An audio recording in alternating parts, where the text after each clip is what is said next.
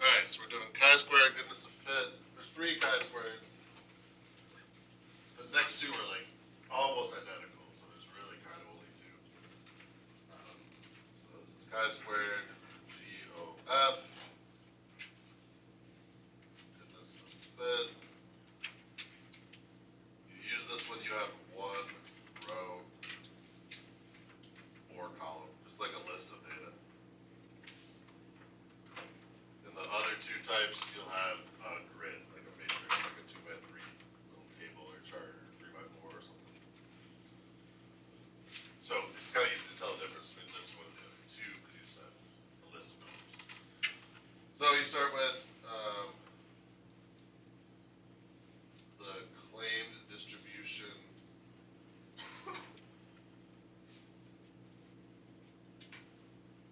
of whatever the context is correct.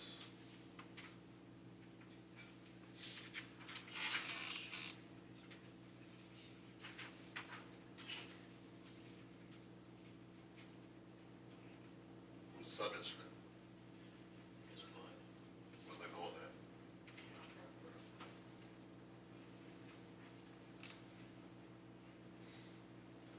And that AJ would be at least one claim is incorrect.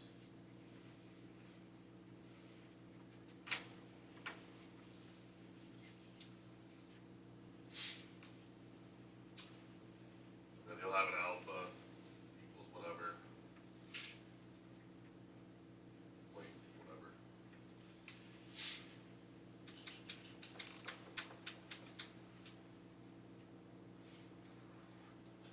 So our conditions, we said I or L for this one. So I is for independence. And that's the 10% thing. So N is less than or equal to 10% of capital N. So remember, small n is your sample, capital N is your population.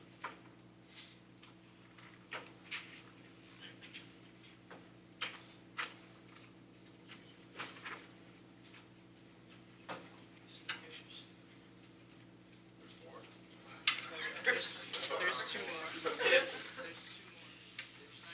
There's two more.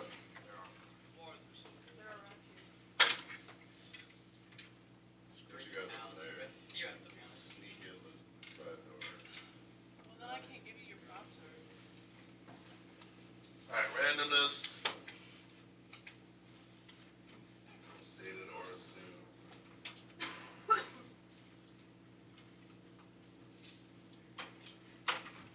And then L is large counts. So we need each expected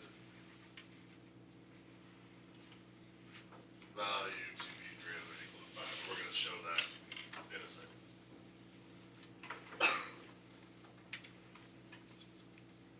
Junior pass.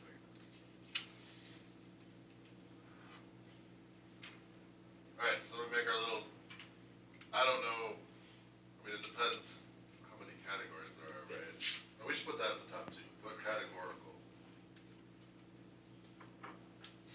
It's chi-squared, it's categorical. And there could be 3 categories, 4, 5, 7, whatever. It doesn't, I don't know how to template all of those, you know, but you're gonna have like category number 1, category number 2, or 3, and you'll put the observed number in the box and then the expected number in parentheses.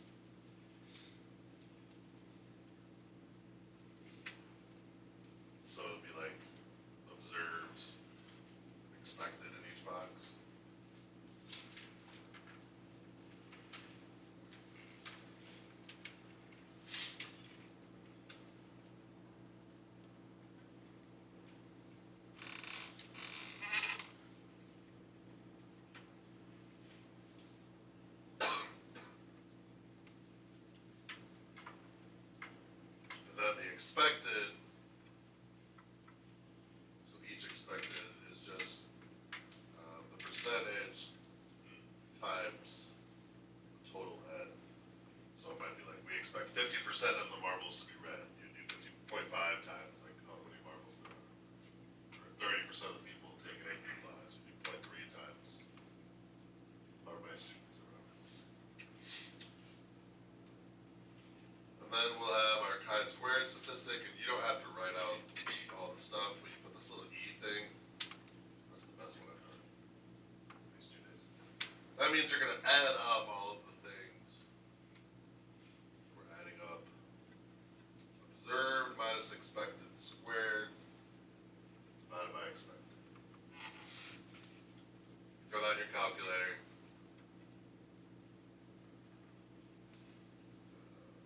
And you will get, a chi-squared value.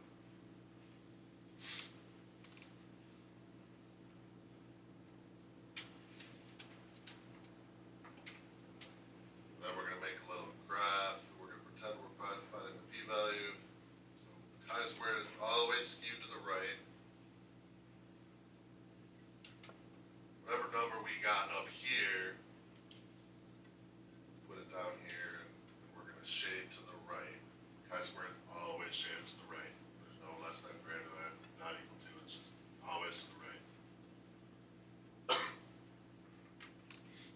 And to find that p-value, am I going too fast or whatever? I got one. I'm on it. Okay. So you're gonna do chi-squared CDF, and then whatever that value was, so I don't know how to write it like, that value goes there.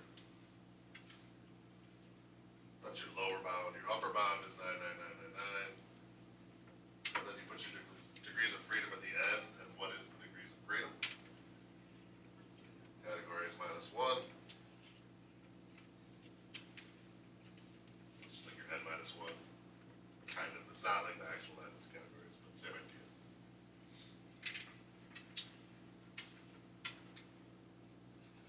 And then a conclusion, which you guys have done like a million times. I'll write it out, but that's not anything new.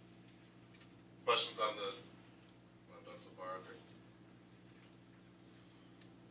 Alright, so then you got your 2 choices for conclusion, right?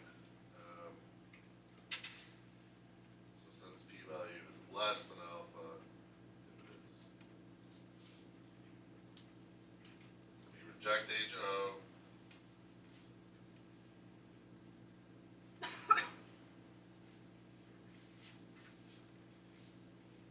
The test is not statistically significant. No, keep doing that.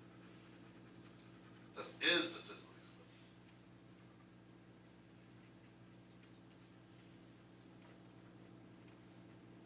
Then we suspect HA is true. If I'm rejecting HO, it's because I think HA is better.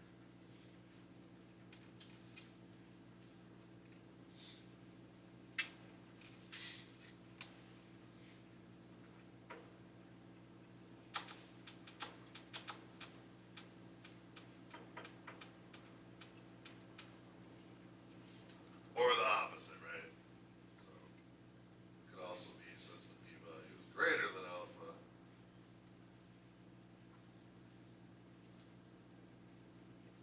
fail to reject HO. Well, the test is not statistically significant.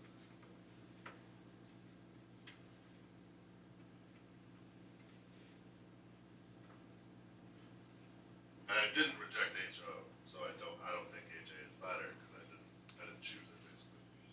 We don't suspect.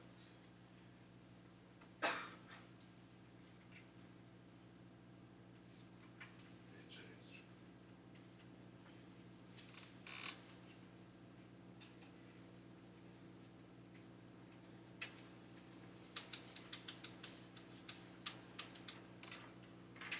Just to remind you, because you're gonna have a little worksheet here in a second. When you do the tests in your calculator, you're going stat tests. And you don't have any data, just like watch me go through it. I'm not asking you to do it.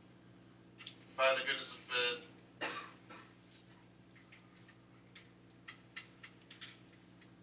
it's gonna tell you, hey, did you put your reserve in L1 and you're expecting an L2?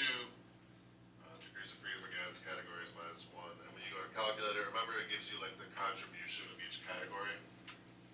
So this would be like the O minus E squared divided by E. For the first category is 4. For the next one it's 1.33. For the next one it's 16 and then 64, etc. Questions on it? Anything here? Alright, so I'm gonna hand out to you what it's the homework 1 for the unit, but it's not a big packet, I'm just giving you like the homework 1 part. And I want you to work on this. I'll put the answers up on the Schoology. You'll ask me questions if you have them.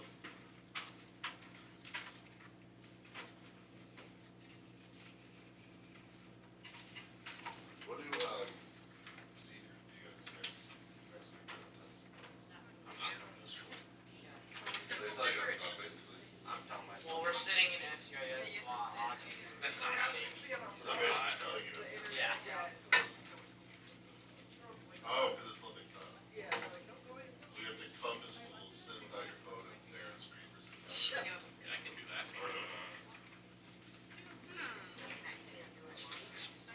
But you get it to the test.